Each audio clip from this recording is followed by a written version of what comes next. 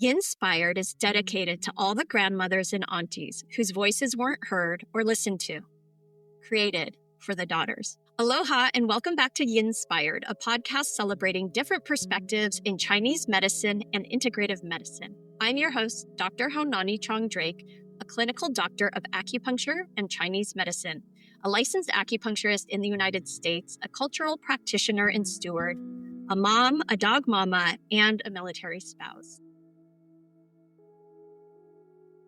Aloha, friends, listeners, and new listeners. I'm jumping on before we start this conversation with our guest to just say we had some recording and connection difficulties. It might sound a little staccato or choppy for the first part. Thank you so much for your patience and support and letting me know you really care about this content and to publish these, even if the audio isn't perfect or how I'd like it to be. This is one of those episodes. In this heartfelt and eye-opening episode with Dr. Chantal Davis, an acupuncturist with 15 years of experience, she shares her journey and frustrations with conventional medicine and how that led her to this field of East Asian medicine and acupuncture and becoming a fierce advocate for women's health through integrative care. Her story is rooted in mentorship, resilience, and a deep commitment to helping women navigate every stage of life with intention and support.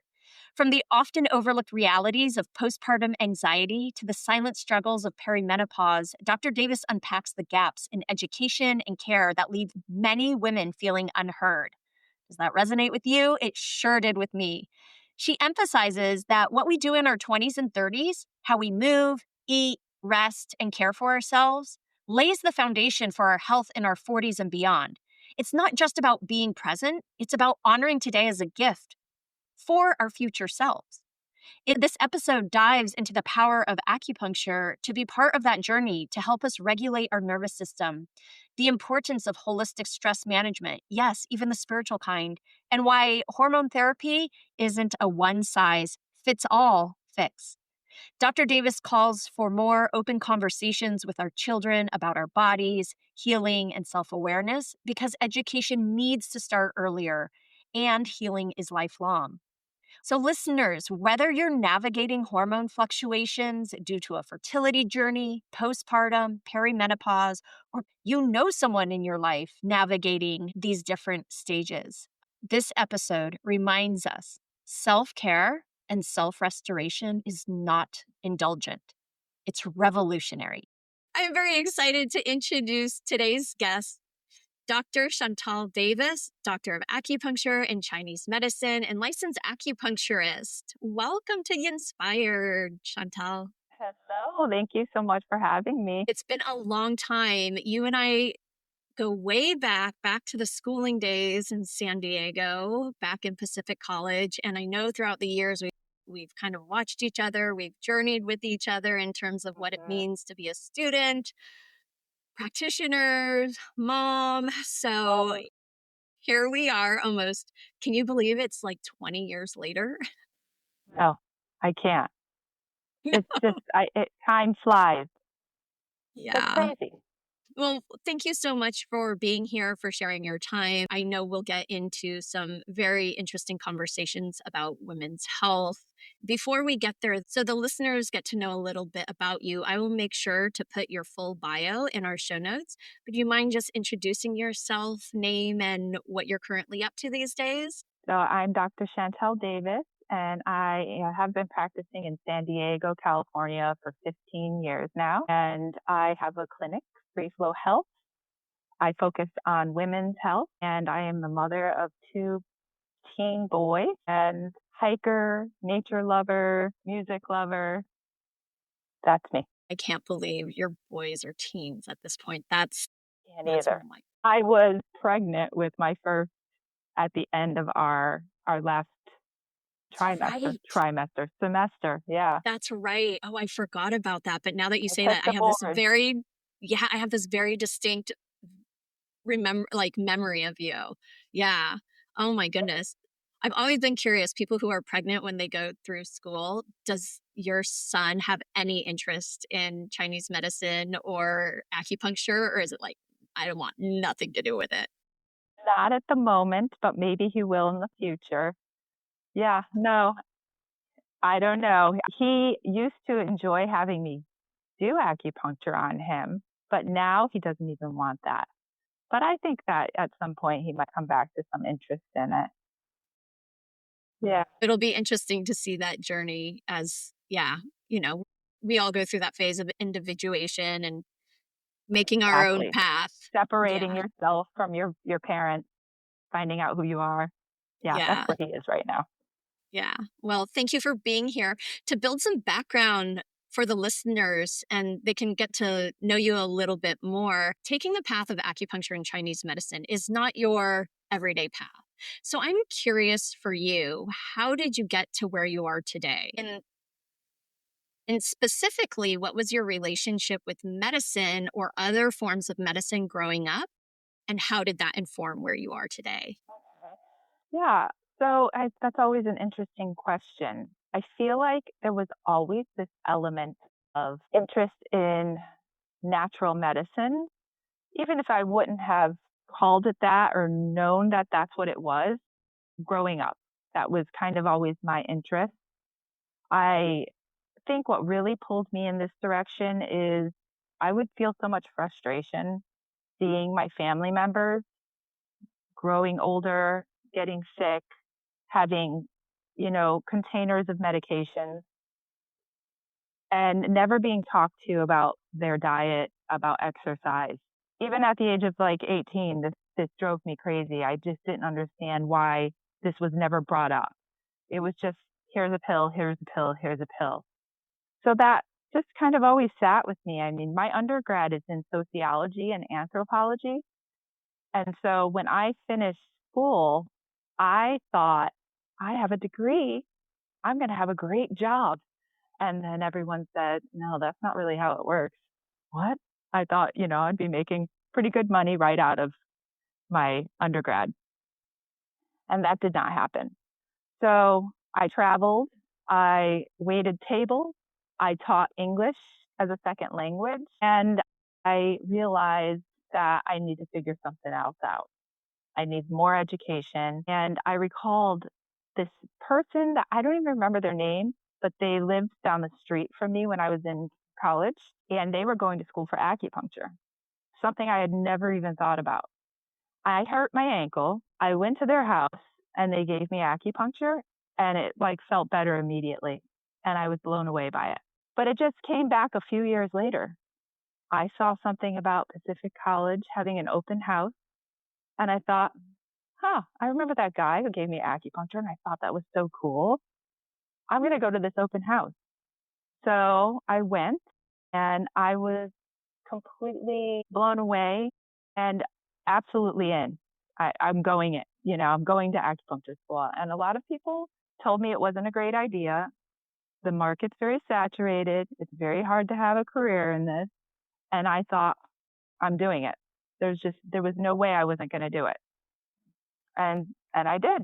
So that's what got me there. Yeah. And so at the time when you received acupuncture on your ankle, were you already in California? Because that's not where you grew up, correct? Correct. I grew up in Connecticut, but no, I went to Arizona State.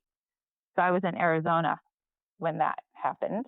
So when I decided I was going to go to school for acupuncture, my family thought I was crazy. They thought it was do witchcraft, whatever, they didn't understand what it was. And there was really no acupuncturist in Connecticut.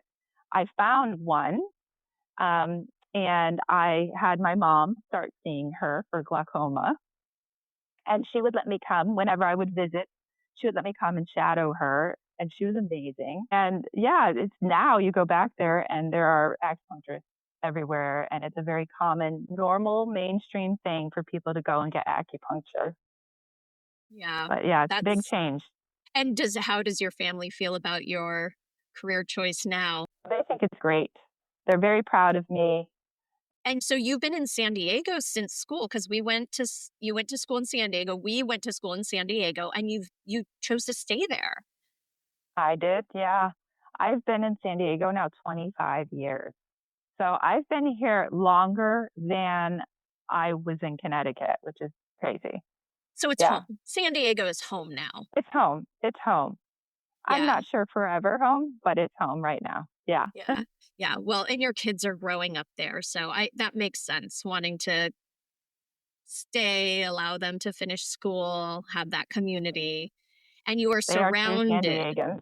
They are. Oh, that's good. Because Yeah. that's hard to find, everyone's so Yeah, transient. exactly. Right. Yeah. Yeah. And so this is kind of where our paths, we were so close in school, and then I immediately left, and you got to stay in this amazing town, San Diego, surrounded by so many of our colleagues and friends and people who had already graduated, a community in a city that was already embracing acupuncture and Chinese medicine. Dare I even say elements of integrative medicine, even though at the time we weren't really using that term. What was it like to start practice in that environment? Was it hard? Was it easy? There were aspects of it that were hard. The things that people warned me about, it being very saturated here, an acupuncturist on every block. But I always tried to have this mindset that, yes, there are so many of us here, but there are so many people here who have never had acupuncture before. So, there's there's still plenty of people to reach here. What was helpful about that was the community and all the people here was that I started out in a office with a very seasoned practitioner, Bertram Furman. I And worked there too. yes, I remember that. You assisted him, didn't you? Yeah. Yes, yes. Yeah. So I had a small room in that clinic and I was there for 10 years. I started out doing massage in there. Yeah, because I did massage while I was in school. When I first started, I also did the massage program to get me through. And so I started massage in that clinic, and Bertram was very helpful with the business side of things and helping to coach me and mentor me on the business aspects that we really did not get from school. So that was very helpful. Shout out to Bertram. I haven't talked to him in forever, but yeah, that was a really special time, having that mentorship and really having someone care about passing on what it was like to actually run a practice, and what would it take, and how do you see more than one person in an hour, which was the model that was shown to us in school. So Yeah, yeah, that mentorship it is, helped tremendously. Yeah. yeah, it's invaluable. So you were there for 10 years though. I guess I didn't realize you were there for that long. Oh, I was Were there for you, that long. and did you immediately go into women's health, or at first were you kind of, what did that path look No. like for you? So my focus when I was in school was orthopedics, pain management. Yeah. And then I became pregnant and I just started attracting women who were trying to become pregnant. So I really started focusing on learning more about fertility, women's health. That's where all of my continuing education hours went. Mm. And it's really interesting because I feel like my career has just really followed my life transition. So, helping women with fertility and then loving to work with women during pregnancy. Still one of my favorite things. I started to really focus on pregnancy, labor, induction, getting things moving and honing in on those skills. I still see pregnant women and love it. I really love to have seen more women postpartum, Hmm. but it's complicated. It's hard to wrap your mind around how to take care of this new little being and yourself. But I would almost say it's probably the most important time. Rather, the prenatal's important, but postpartum's probably even more important. You lost my sound. Can you hear me still? I can hear you. I think we'll be good to go. Uh, what were we talking? Yeah. Do you mind sharing or talking about postpartum and why? I think you said something like it's even more important. Like it is important to work, to focus on the pregnancy and having a healthy pregnancy and delivery. But you said that it's even more important postpartum. And I think this is really missing in the dialogue of health in Chinese medicine, even in integrative medicine. So, from your perspective as a clinician, as a mom, why should we care more about postpartum care? Well, first of all, you are now in this new world with this baby. You've just lost a lot of blood, a lot of chi.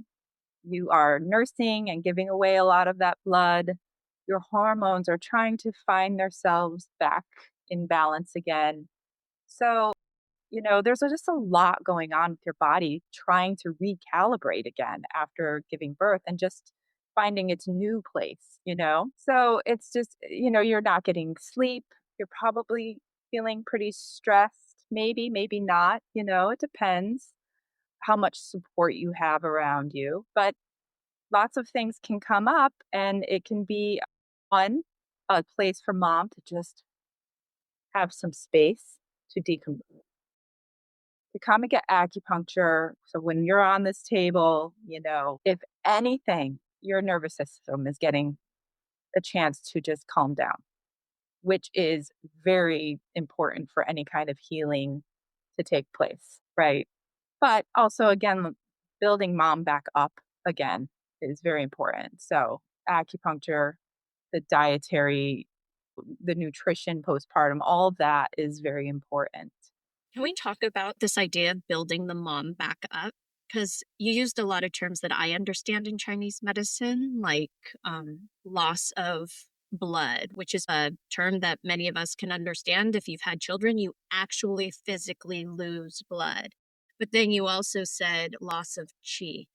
Can we translate this or help the listener who might not have a background in Chinese medicine understand what does that mean? And then what is this idea of building the mom back up? How is that linked? And why does it matter for a postpartum body? Well, when we think about women, we think about qi and blood hugely, right? Every month we bleed. So during pregnancy, all of that, all of the nutrients that we're giving to this baby are our qi and blood, whether it be the qi that we had from our parents, our ancestors, just the qi of the food that we're eating, the water that we're drinking, or whatever we're taking in. All that helps to build mom up, one, to conceive, to have the ability to provide the nourishment for their child. It's the fuel. You need to have that fuel yourself to be able to give that fuel. Also, then we now give birth and we lose a lot of that through that process. Physically, yes, but also that chi, all of that energy of having been pregnant for almost 10 months, really, and then going through the process of labor. Now we're nursing this baby, and our milk supply depends on our blood, our level of blood. It comes from that milk comes from our blood and our chi. So, do we have the ability to take in all of that food and all of the fluids and turn that into nourishment for our baby and for ourselves so that we can have the strength again to take care of this child and to feel good? When we're not sleeping well, it's hard to have that blood and chi be at a good level. We aren't storing it because we're not sleeping. So there's just so much giving away postpartum that, we have to be also open to receiving and building that up again. And it's so hard to find that place, I think, for a lot of women postpartum, that kind of understanding of how to do that. How can I take care of this child, but also Yeah. focus on me? So me, mom, kind of goes out the window, right? And it all goes into this baby, which is beautiful and wonderful and necessary, but it is also necessary to take care of ourselves. And I speak from experience. I think maybe after my first, it was fine. I did fairly well. I had a lot of support. He was the only little being that I needed to look after. It was after my second that I really had a struggle postpartum. And I wouldn't say I had postpartum depression. I definitely had Yeah. postpartum anxiety. I've actually never heard Yeah. that term. How is postpartum anxiety different from postpartum depression? I did not feel depressed. I felt out of my mind. I felt very anxious all of the time. And in Western point of view, I would say my thyroid levels were probably pretty low, making me a bit more Right. hyper thyroid. So sleep was just not happening. And I felt like my system was in overdrive 24/7. So There was a because lot you're of in anxiety. overdrive, you can't sleep because your system is still going. It's still awake. It's like on alert. And then when you're not 100%. getting good Yeah. sleep, all your other systems like digestion, your mental clarity, Yeah. Everything everything, falls yes, apart. like you said, starts to fall apart. Wow. I'm having an aha Mhm. moment. I've never heard that term. I too don't resonate with Yeah. postpartum depression. I know it's very real, seeing many of my closest friends go Mhm. through it. But when you talk about postpartum anxiety, I'm realizing that that matches my postpartum experience. And it's never even occurred to me that I just was like, being a mom sucks. That's how I was like, how Yeah. am I supposed to do all this? And I couldn't turn it off. The worry, the Yeah. anxiety, the just the thoughts that were going, going, going, going, going. I literally felt crazy sometimes. Like I just wanted to scream from the rooftops, somebody help me. I hear you. I hear you. I think I even remember, maybe this is TMI, like being in the bathroom. There's like a little one with you at all times. And my husband was like getting ready for work. And I was like, I'm pretty sure we learned this in school that there's a pattern diagnosis for wanting to stand on top of a roof and scream because that's what I wanted to do too. I was like the SOS, like, help, I'm here. Here, I'm the beacon. Like, bring the help here. But I thought I was talking to, like, I don't know, God or universe or a plane passing by. Like, Right. someone come and help this Yeah, shit just here. somebody. Just somebody. I can't do Yeah, this. I need help. Yeah. man. Yeah. And it manifested also as because now I'm not sleeping. I feel this anxiety all the time. And then I started having horrible migraines. I would have to leave the clinic. Like I would have Oh, to cancel everyone for the day because my migraines were so bad. They just took me out. The only thing that I could do was go into a dark room and sleep. And then I was like, hello, you gotta take care of yourself like you're telling all of these women to do. You need to start going to get acupuncture regularly. You need to start taking magnesium and you need to start nourishing yourself. And so that's what I started doing. And it did start helping. And my migraines started getting better further and farther apart. And I started feeling a bit more like a human being thank you for again. sharing that. I know it's not always comfortable or easy to share the real side of things, but what we see on the social medias and back in the day when we were pregnant, blogs, right? It's like 1 second or maybe 30 seconds. But the reality of it is much more complex and messy. And even as a clinician, that was part of my huge worry was I felt like I should know what to do here. I just went through like Chinese medical school. How am I not able to care for myself? What's going on? What's wrong with me? I remember specifically feeling like, well, I can never practice again. Like, if I can't take Hmm. care of myself, Yeah, what gives me any authority to step into a clinical space? exactly. I have felt that way as well, especially in the beginning of my career. It was almost like I had to be perfect. I had to be this perfect vision of health and stability, right? No, that's not how I connect with my patients. That's not how I can relate to them.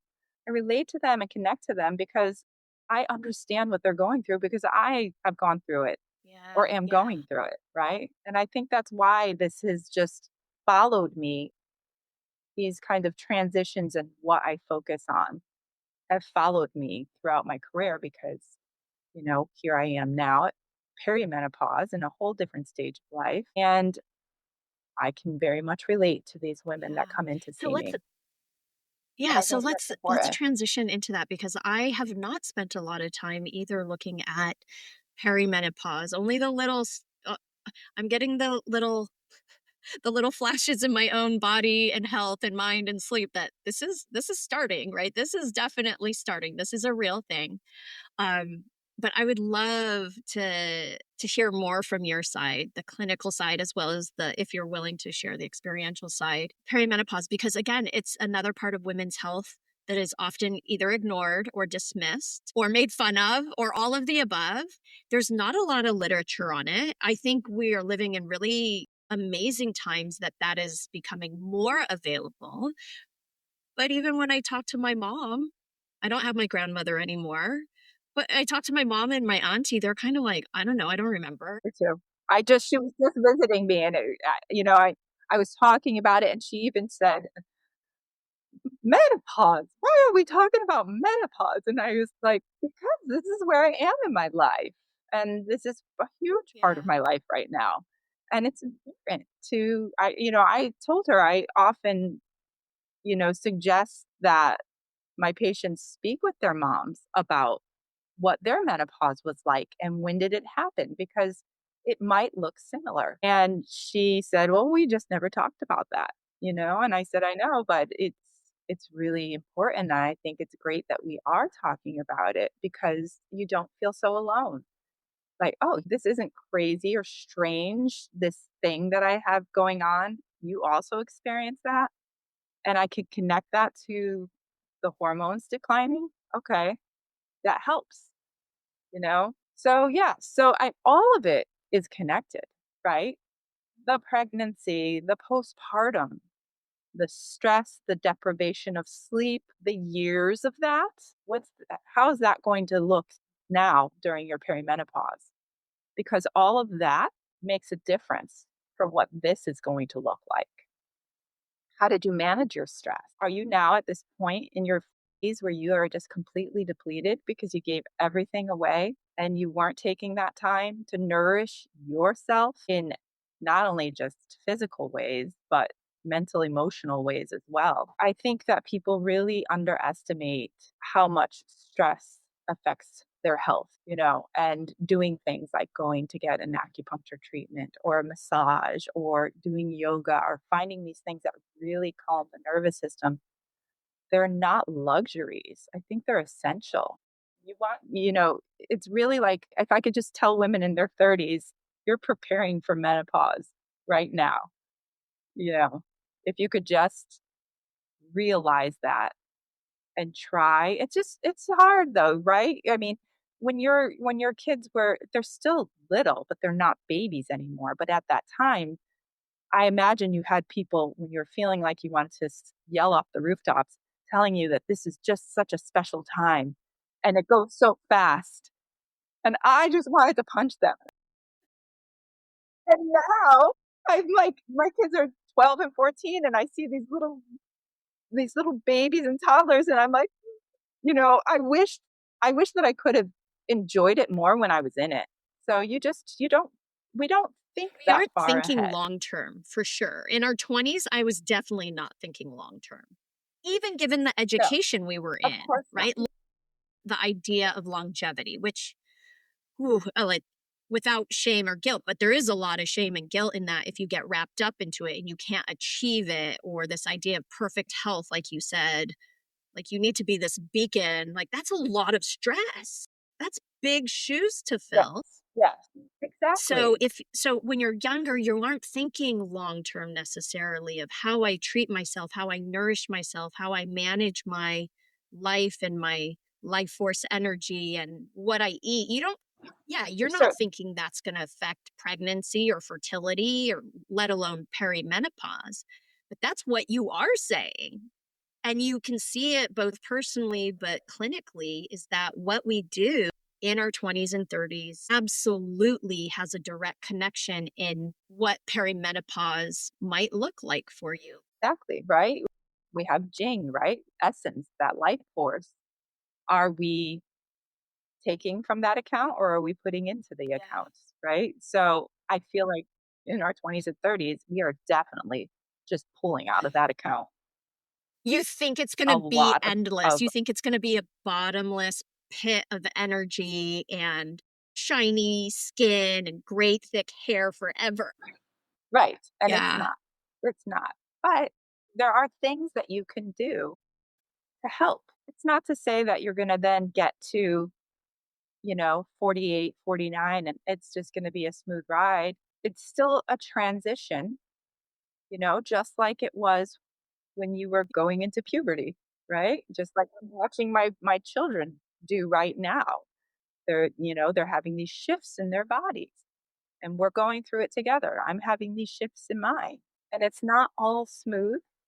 but we do have tools that can make it smoother. It almost seems like the most cosmic joke, like a universal joke that a mother would be going through perimenopause at the same time that their children is going through puberty.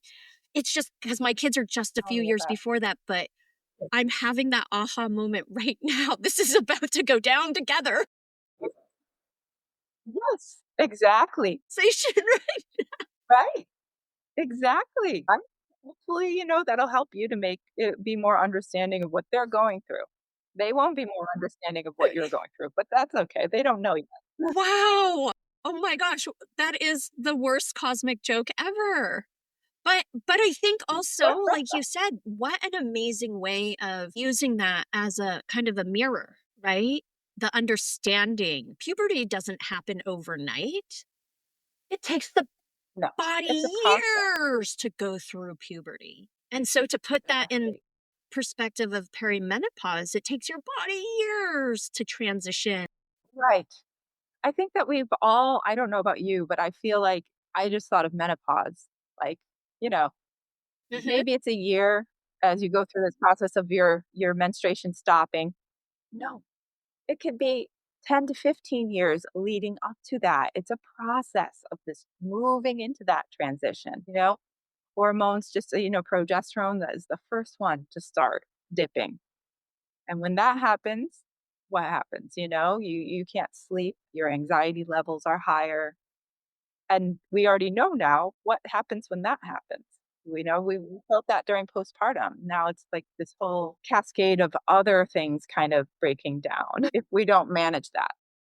So kind of hung up on this idea that I'm going to be going through this with my kids going through puberty. Okay, I'm still kind of in that aha moment. But so if you start to notice, right, you said sleep changing, maybe anxiety increasing. And if someone doesn't have an experience of what anxiety is, if they have more of maybe a background of depression, could it also look like that? Or does it usually look like just things feel a little more ramped up, sleep starts to become a little more restless, not so. Well, here's the thing, right? It's everybody's different. Right. So who knows what it's going to look for like for each individual. That's what it looks like for me. And it almost makes me want to start a journal. Exactly. So, because I'm going to forget. Yes. Yeah. Exactly. That's a great idea so Yeah. that you can pass it on because I like my mother Yeah. doesn't remember what she just I kind of remember her going through it. And to me she seemed really angry a Mm, lot of the time. So, yeah. there's that. But beyond that, in terms of hot flashes or night sweats, insomnia, I don't know. She doesn't remember, but it's a good idea to keep a journal. And this is so in alignment with this individualized approach to care that Chinese medicine that's at the foundation of the medicine and how it works is every body is different. Perimenopause looks different in every single body. Exactly. Exactly. We all experience it differently. We all experience it at different times. Some may have that longer period of perimenopause before menopause happens, and some might have a shorter period of time that they are feeling Yeah. the symptoms of it. Regardless of the fact, it's just happening. If you're 40 plus, you're Yeah. perimenopausal. That's it, you know? I know though a lot of people will go to the gynecologist and they'll tell them they're too young. Oh, you're 42. You're not perimenopausal. But they are seeing these changes in their cycles that have been the same for the past maybe 20 years, and now they're shorter or they're Your longer. menstrual cycle, you're talking about menstrual Yeah. cycle right now? Like, the menstrual cycle will start to Yes. change? Menstrual cycle will start to change. It's just different. I used to have pain and now I don't, or now I have pain. Now I'm having these super heavy periods. It's so things start Yeah. changing and that is natural. That's right. Every 7 years, Chinese medicine, right? So 35, we're shifting. And this shift just keep continues to happen every 7 years. So it's interesting, and I think it's really important for women to track their cycles and really get acquainted with them and understand them. It gives you so much power to know exactly where you are in your cycle and why you might be feeling the way you do, but also to be able to look at, okay, this is what my cycle has been like. And now this is what it looks like. So I can see this change happening. But if we don't know anything about our cycle and we don't understand it, then we don't see these changes, these shifts or patterns that are Yeah. happening. And Yeah. even if people haven't been keeping track of their menstrual cycle, it's not too late to start at any time. Yeah, because I think some people Absolutely might be not. like, well, I've never done it. Why would I start now? But patterns repeat, right? That's the whole nature of how nature is. And so it's not too late to start, to just start marking, on old school calendar with pen and paper or in your phone somewhere or one of those tracking apps of just like day one, how long, consistency, color, clots, take notes. Right. Yeah. And Right. then, but Exactly. you have to keep the notes yourself. Right. Don't just assume the app is going to do it for you correctly, right? Like, yeah. No. Exactly. Yeah. And you might notice because, I'll have women come in who are having insomnia or major anxiety, and I'll ask, well, is it all the time? Or are you noticing a connection with your cycle? Well, I don't know. I haven't thought about that. And so once they start looking at this, oh, yeah, okay. No, I feel okay after I have my bleed. And then it starts happening about a week or 2 weeks prior to my period coming. So it can tell you a lot, I think it's, and then, and also just, it gives you more acceptance, I think, of what's going on when you see, oh, okay, this is why it's happening. This is definitely hormonal. Yeah. And okay, so then how can I address that knowing this happens at this time? What can I do to kind of prevent that from happening? And it really does sound like this time of our life, this huge transition. You said replenish. It's a time of nourishing, like really nourishing oneself. And you said massage, acupuncture, yoga, anything that helps to restore or regulate the nervous system. Those are all things that someone has to get very active in, like they have to seek it out. Are there other things that you're willing to share, things people can start doing at home that can also be part of that nourishing conversation? Like, how do we refill our cup at home if we don't have access to an acupuncturist near us? Or, yeah. Well, we live in a day of YouTube. Good point. So there's a lot on YouTube in terms of meditations, qigong, tai chi, yoga. Make some time for yourself. When the kids are in bed or at school, take that time to focus on calming your nervous system at home. Self massage, just getting some essential oil, some lavender, and just kind of, massaging your ears and taking some just time to really nourish yourself and take care of yourself. Pay attention to the foods you're eating. Are they nourishing you or depleting you? Also pay attention to the information you are ingesting. So important, especially in Go this into time that. right What do you now. mean by the information that you're ingesting? Are you watching a lot of news, a lot of negativity, reading a lot of negative things? I know I'm very sensitive. I have to be careful of mm, ingesting too much of that negativity. I have to be careful of what I'm reading. Sometimes I have to be careful of the music I'm listening to. Is it too melancholy? You know? So I have to change it up. Okay, I'm gonna listen to some salsa music or something that's just more uplifting. And surround yourself with people who are positive and putting out positive messages. Who are also nourishing you, supporting you, making you feel Exactly. good about yourself. That makes a huge difference. It really does. Ask for help, delegate, delegate. You don't have to do it all. I was super mom. Super mom. I mean, do everything, I make everything from scratch. I'm going to take my kids camping by myself. I depleted myself by being super mom. Yeah. It's okay to ask for help. I know it's not easy.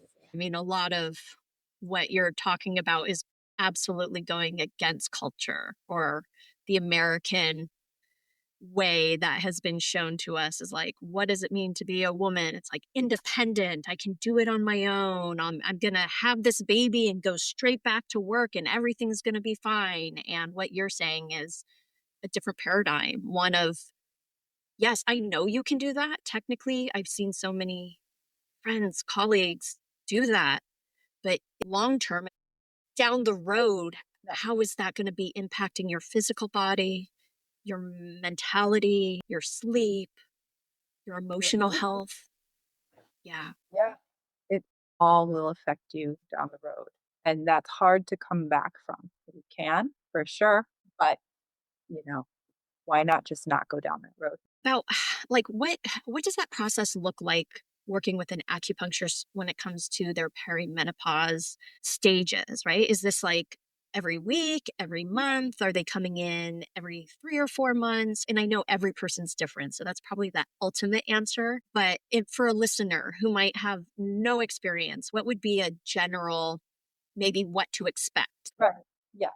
Well, like anything, it is a process. And there's this building phase, right? And this really connecting to the needles and allowing it to get you to a better place than you are when you come in. And that's not going to happen in one treatment.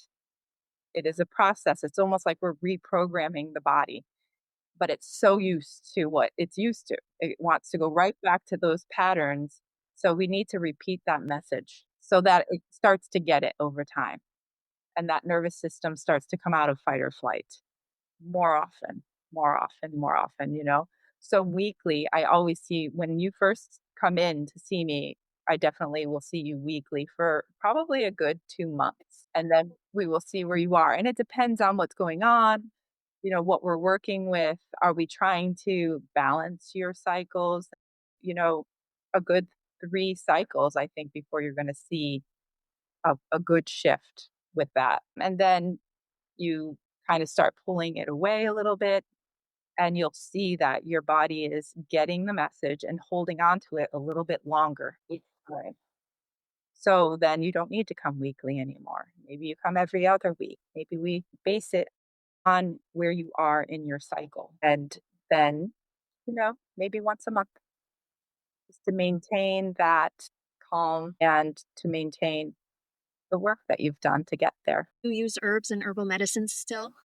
Do use herbs. I use supplements, and I love food as medicine.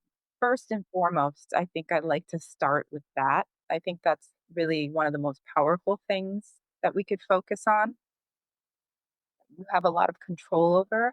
I don't like overloading people with supplements. Sometimes I find it's important and essential, but um, first, let's try to get it with your food. You know, get you on track with that. For our listeners, or they're like, oh, what can I do now? What would be one food advice? The first thing that comes to my mind, I guess, well, you know, focus on really trusting your intuition with food. I think that a lot of us know what makes us feel good and what does not, so paying attention to that. How do you feel after you eat certain things? How does your digestion feel? How are your bowel movements? Always try to connect things where, how can I connect how I'm feeling right now to what I consumed? So, always whole foods. I don't have one particular, I don't have a diet or anything. I just whole foods, nourishing whole foods, cooked as much as possible. Not a lot of cold raw foods, especially if you have lots of digestive issues, because that's really the center of everything. And again, like your sleep, I feel like your digestion also, if that's not functioning properly, a lot of other things are not going to be functioning properly. When it comes to sleep and food, the most common pattern I see from all ages, so many people eat right before they go to bed. One last snack or like the dessert right before they go to bed. And that is so hard, one, on your digestion, but then on your sleep. And so I'm constantly reminding people or encouraging people, try not to eat food. Like tea is fine, beverages like, an herbal tea, not coffee, but no stimulants about 2 to 3 hours before you sleep. And I know it's so hard if you're eating right before you go to bed, but as someone who grew up with serious digestive pain and complications to this day, I know if I have popcorn or one scoop of ice cream within that hour or two of going to bed, oh, the world of difference. Yeah, and then your body's working on that. Yeah, exactly. Exactly. Yeah. If I were to suggest a particular food for women, I love beets. Oh, yeah. I think, yeah, I think like, and think about that first week of your cycle when you're bleeding. Think about all of the food that you're consuming being really iron rich. So dark leafy greens and beets and just helping to build all that Yeah. blood up again. Those deep, dark colored So foods. greatly nourishing stuff. Yeah. Right. Yeah. So that's probably my biggest advice for women is to really, focus on, and this is why it's important to know your cycle and where you are, because giving yourself that nourishment in that first week will help benefit the other half of your cycle. Again, just like that first half of your life, you know, benefiting the second. An irregular cycle or has spotting throughout and there is no regular pattern, would you say it's even more important to continue eating those dark colored foods, the beets, the dark greens, and really focus on nourishment because you're consistently losing All of the that time. menstrual blood? Yeah, definitely. Definitely. Definitely. And I'd wonder if a person who has that going on also has digestive issues. Yeah, so your diet is gonna be very important. And so, but acupuncture is Yeah. very effective during perimenopause because it helps regulate the nervous system. It helps calm the mind. It'll help with sleep cycles.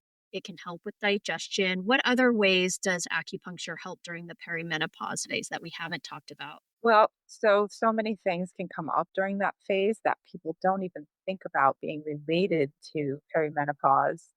But migraines, maybe you've always had migraines and they were hormonal and you noticed them, after your period started or before it started, but you might notice them more frequently now because the hormones are so much more erratic. So you might notice that you're getting them more frequently, they're more intense.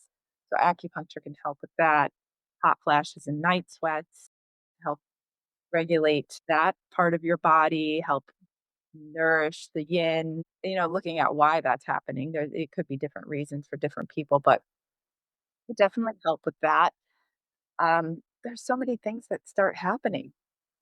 It's just, your blood sugar starts shifting and your cholesterol levels can start changing, aches and pains. Estrogen is an anti-inflammatory. So once estrogen starts declining, you might feel more aches and pains and joint pain and lots of frozen shoulders start showing up during perimenopause. What about things Yeah, like vaginal dryness or change in sexual libido or sexual reproductive organs? Those are all perimenopause too, right? absolutely. Right. Because your testosterone is dropping, or, you know, you're young. You, our yin and yang are both declining. So, yeah, it can help a lot with that as we do a lot of moxa on the low back. We start to help restore that yang energy and help with the libido.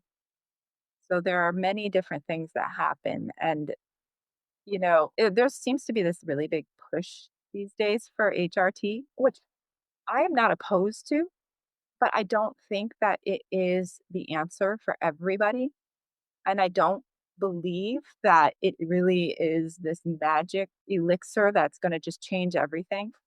I think for some people it may be, but like you said, there's not a lot of research. So it's interesting because it's almost like Chinese medicine in terms of this medicine is not a one size fits all, right? It's really very particular to the individual. You're going to give somebody an herbal formula for migraines. You've got two women in front of you with migraines. Doesn't mean they're both going to get the same formula.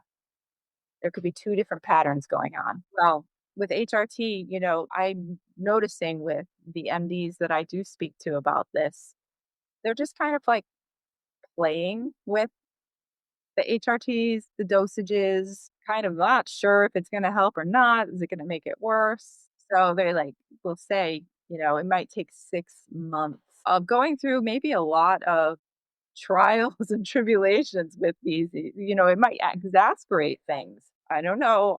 6 months seems like a long time to kind of play around with Yeah.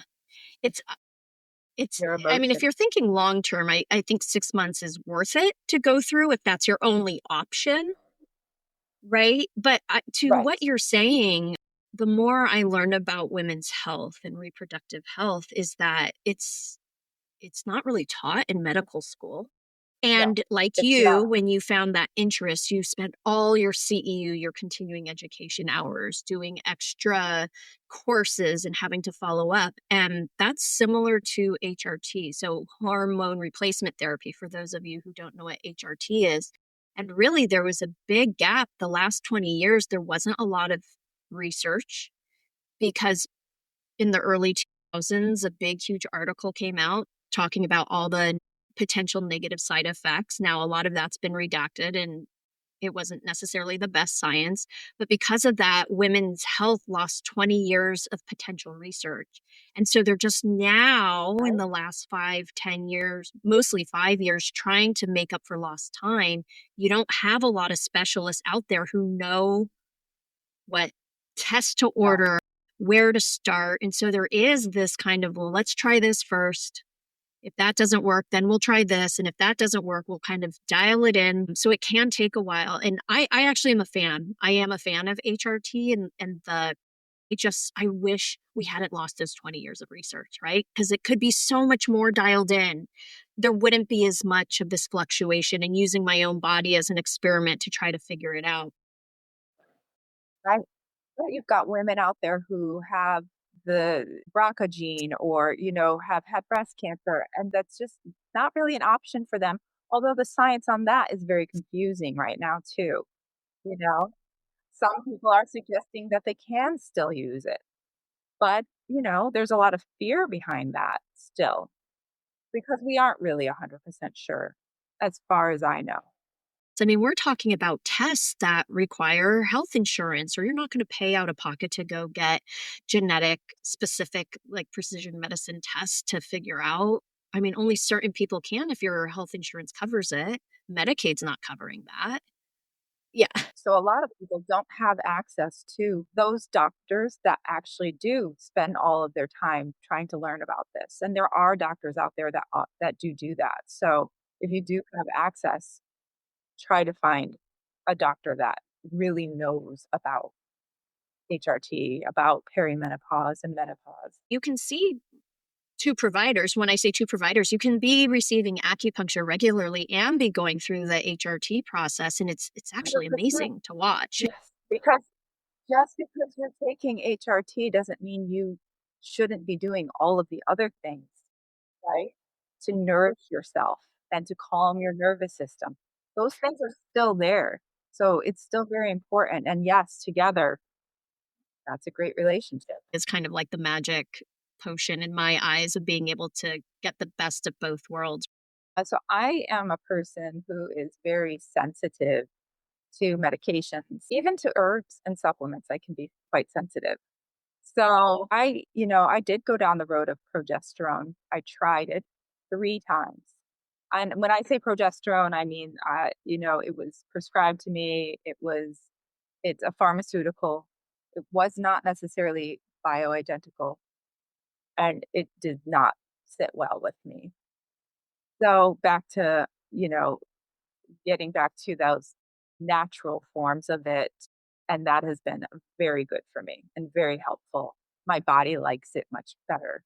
So there are other options. If you try that and it doesn't work for you, there are other options that are more I think that's a natural. really good message for people to hear, that it's not just one or nothing. Yeah, the herbal medicine can be incredibly beneficial. Acupuncture can be beneficial. You know, I'm sure maybe if you're a naturopath out there, what do naturopaths do during perimenopause? You know, write to me and let me know, or we'll have you on as a guest if you're listening. Yeah, I'm sure that they are, suggesting there's a lot of good supplements out there that women can take to manage a lot of the symptoms, like magnesium glycinate and taurine and fish oil, and yeah, there's a lot of things that naturopaths are probably providing in terms of supplements. Thank you so much. If people want to get in touch with you, where can they find you? How would you like people, if they have questions for you or they want to come to your clinic because they're in San Diego, what is the best way for them to connect with you and learn more about your work? So actually, I do virtual coaching as well. So you don't have to just be in San Diego. So if you go to freeflowhealth.com, you can connect to me through there. Wonderful. I'll make sure to have that in the show notes so people can easily click. And then to end this, because it is rapid fire, I promise to make it rapid. The last person I interviewed rebranded it, called it the slow burn because it took us like 20 minutes, but I'll do rapid fire. You have the right to say no to anything or say pass, okay? Just a way for people to get to know you in a different way. Best advice you ever received? That's so hard. Best advice I ever received may sound cliche, but just be your authentic self. What's the worst advice you ever received? Don't go to school for acupuncture. Are you a morning bird or a night owl? Somewhere in between. What is your favorite food treat? My favorite food tree? Treat. Oh, treat. Okay. Yes. I would say probably guacamole and chips. Yeah. But what you thought I said food tree, and you were about to say avocado, which is the same thing. So we're good. We got it. What's your favorite thing to drink? My favorite thing to drink is water. Do you have a favorite book that you can share or recommend, or a book that changed your life or mindset? I was thinking about that, and I would say this was probably like 29 years ago that I read a book by Dan Millman. Is it The Oh, I Way can't of the remember. Peaceful Warrior? Thank you. Yes. That book really put me on track. Yes. Loved it. I'll make sure to link that. Okay, finish the sentence. Be the type of person who. Leads with kindness. What would you do if you weren't doing the current work you're doing today? I think I would probably be doing therapy. Like counseling therapy? Yeah. Oh, I could see that. You'd make a great therapist. And then the final one wish for healthcare. I wish that people would have more access to alternative forms of healthcare. Everybody would have access to that. Thank you so much for being here. It's so wonderful to connect with you and to see your beautiful face on the other side of the country. I wish I was closer to give you a hug. You too. I'm excited for people to learn from you. You too. Thank you so much. Yes, I'm glad we finally did this. Have a great day. All right. Bye. You too. Bye-bye. If you've enjoyed this episode, please subscribe and share it with someone who would appreciate it. Your support helps create positive ripples in our communities. Do you have questions for the guest or want to explore more? Please visit Yinspired at substack.com. It's free to join, and you'll receive every new episode, plus access to transcripts, show notes, shout-outs, resources, and the opportunity to join the discussion. From my heart to yours, create a day you love. This podcast is for entertainment, education, and inspirational purposes only. Nothing in this podcast is diagnostic or direct medical advice and does not establish a practitioner-patient relationship. Seek care from a highly trained medical provider for your healthcare concerns.